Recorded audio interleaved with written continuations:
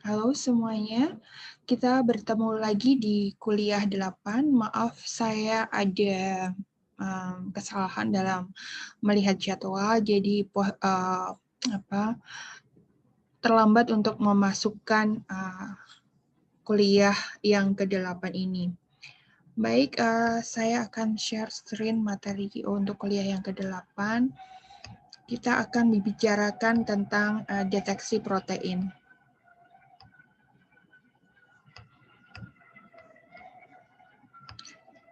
Ya, deteksi protein. Setelah kita tahu protein-protein di alam, kita akan melihat bagaimana kita mendeteksi protein. Ada beberapa metode, beberapa yang akan kita bicarakan dalam kuliah ini. Ada 3, yaitu SDS-PET, Western blot, dan immunofluorescence. Ini SDS-PET. Kalau SDS beberapa sudah mengenal di elektroforesis. Kalau yang untuk DNA adalah horizontal electrophoresis. Kalau yang ini adalah vertical electrophoresis. Jadi sampel yang berisi protein di running di membran akrilamid, maka dia akan berjalan setelah menggunakan aliran listrik, dia akan berjalan, yang kecil akan ke bawah, dan nanti akan ada marker standarnya untuk mengetahui ukuran protein yang kita sedang cari. Nah, selanjutnya kita bisa menganalisis lebih lanjut dengan menggunakan Western blot, yaitu gel yang tadi kita running, kita transfer ke membran. Jadi kita ada beberapa lapisan, kemudian dialiri listrik, alatnya seperti ini. Nanti protein yang ada di membran, yang ada di gel akan berpindah ke membran. Nah, setelah di membran, kita akan menambahkan antibodi yang spesifik terhadap protein tersebut. Misalnya ini kita tahu ukurannya di sini ya.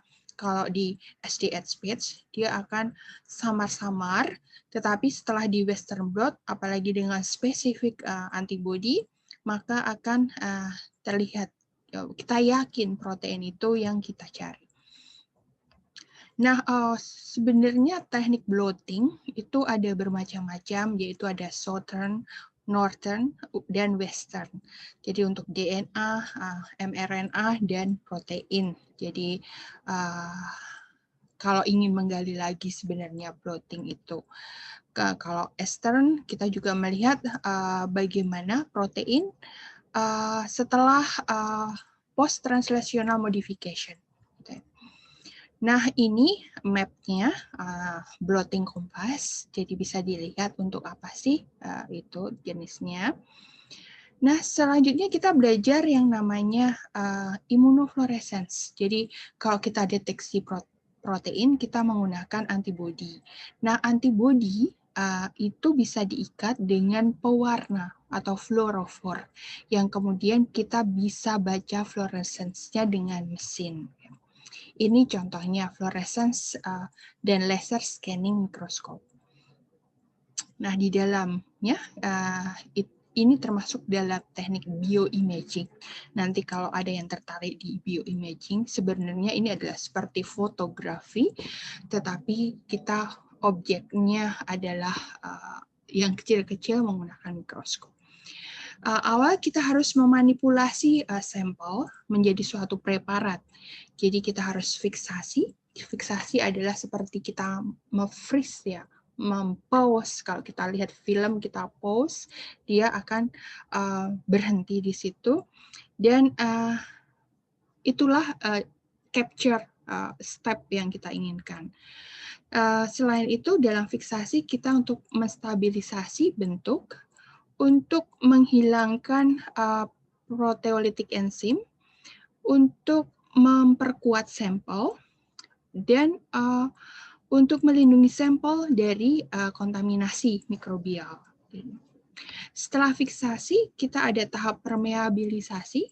Permeabilisasi adalah teknik membuat lubang di dalam sel sehingga antibodi bisa masuk, akhirnya berikatan dengan protein.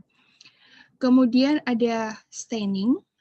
staining itu seperti pewarnaan dengan menggunakan berbagai macam warna dengan berasaskan ikatan antara antibodi gitu ya. Kemudian yang terakhir adalah mounting, seperti kita menutup, tetapi mounting itu bukan hanya sekedar menutup, tetapi melindungi pewarna, melindungi stabilitas dari preparat. Nah, setelah itu adalah kalau kita di fotografi, kita mencari bagaimana gambar terbaik yang kita cari. Misalnya, kalau di fluorescence, kita cari background yang bersih, yang gelap gitu ya, supaya background-nya itu atau noise-nya itu tidak sudah berkurang. Kemudian yang ketiga adalah main. Jadi kita mau fokus ya, kalau di fotografi kita tahu mana yang harus di blur, mana yang harus difokus. Demikian juga dalam mikroskop, kita tahu objek yang kita jadikan perhatian itu yang mana, kemudian kita bisa zooming atau kita perjelas gitu ya. Kalau sel, kan sel itu 3 dimensi. Kalau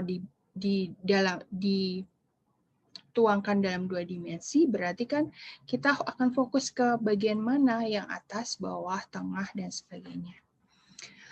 Kemudian model. Dari ini ada beberapa analisis, yaitu image analisis. Jadi analisis dari gambar itu bisa, ada yang dari gambar kita peroleh bisa dikonversikan menjadi konsentrasi.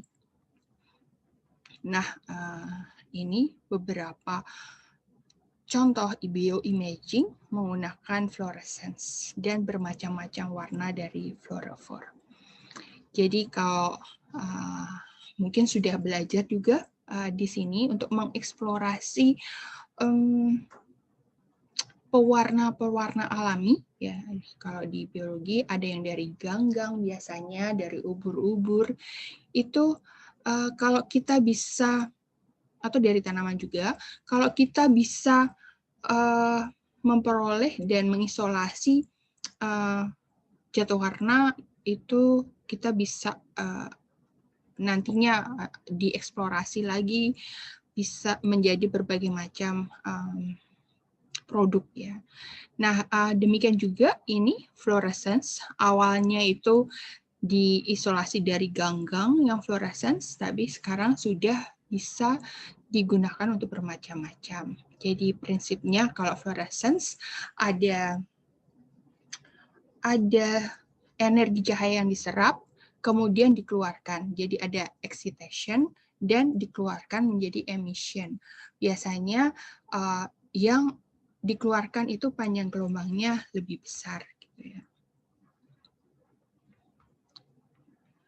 Jadi pemanfaatannya adalah untuk melihat protein itu posisinya di mana, untuk melihat struktur sel misalnya, atau host pathogen interaction, atau transfeksi gen, atau fluorescence resonance energy transfer.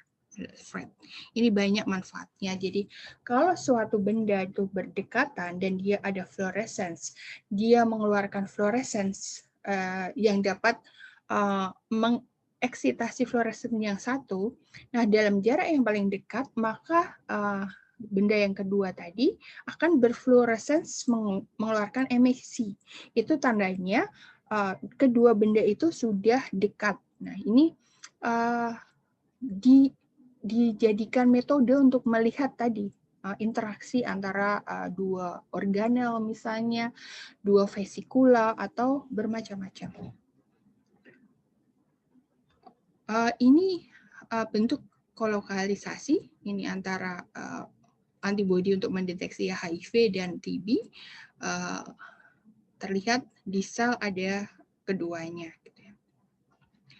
Kemudian ini deteksi virus, ini virus influenza, diinfeksikan di sel, kita ada sistem di air purifier ya, untuk melihat apakah virusnya itu setelah diberi air purifier mati. Jadi kalau ini on, jadi virus yang tadi seperti ini, virusnya fluorescence hijau. Setelah diberi air purifier menurun jumlahnya, jadi ada yang mati berarti kan.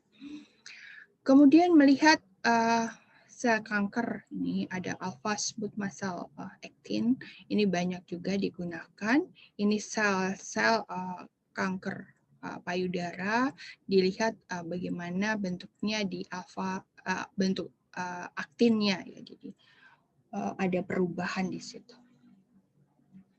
Kemudian ini melihat intracellular, extracellular matrix, jadi diantaranya namanya fibronectin. Jadi berbeda-beda penampakannya bagaimana keadaan sel di kanker dan sel biasa. Dan ada untuk melihat apoptosis, yaitu kematian sel. Ini bisa dilihat dengan probidium iodine untuk melihat segmentasi DNA dan adanya aneksin 5. Nanti dilihat bahwa ini adalah deteksi apoptosis yang sangat umum digunakan, terutama kalau untuk mendeteksi sel kanker, ya. Kalau sel kanker, ingat bahwa apoptosisnya terhambat, jadi dia terus berkembang-kembang tanpa ada yang mati. Ini lebih cantik lagi ya, ini ada inti sel, kemudian ada aktin, kemudian ada extracellular matrix yang hijau. Kita bisa menghasilkan gambar ini untuk mempelajari struktur lebih lanjut. Jadi kita mewarnai proteinnya. Kemudian ini, jadi kode protein fluorescence sudah diketahui. Kita bisa membuat semuanya berfluorescence dengan menyelipkan gen fluorescence. Ini bisa juga kita suntikan, kemudian kita ikuti aliran fluorescence-nya. Atau ini, gen fluorescence kita bisa gabungkan di peptida, kemudian kita lihat bagaimana dia bisa fluorescence. Nah, inilah adalah dunia mikroskop bioimaging. Kalau nanti ada yang tertarik di bidang itu, sangat menarik. Ini misalnya apoptosis, mitosis, sangat jelas sekali terlihat. Kemudian sitoskeleton ini, atau membuat tikus fluorescence. Jadi dengan menggunakan protein-protein yang ada di dalamnya, kita bisa warnai dan kita bisa pelajari.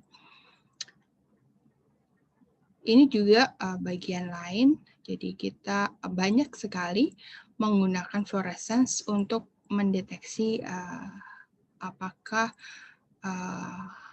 proses transveksi kita itu berhasil. Demikian bagian deteksi protein yang pertama, kita akan lanjutkan di kuliah yang akan datang. Sampai berjumpa lagi.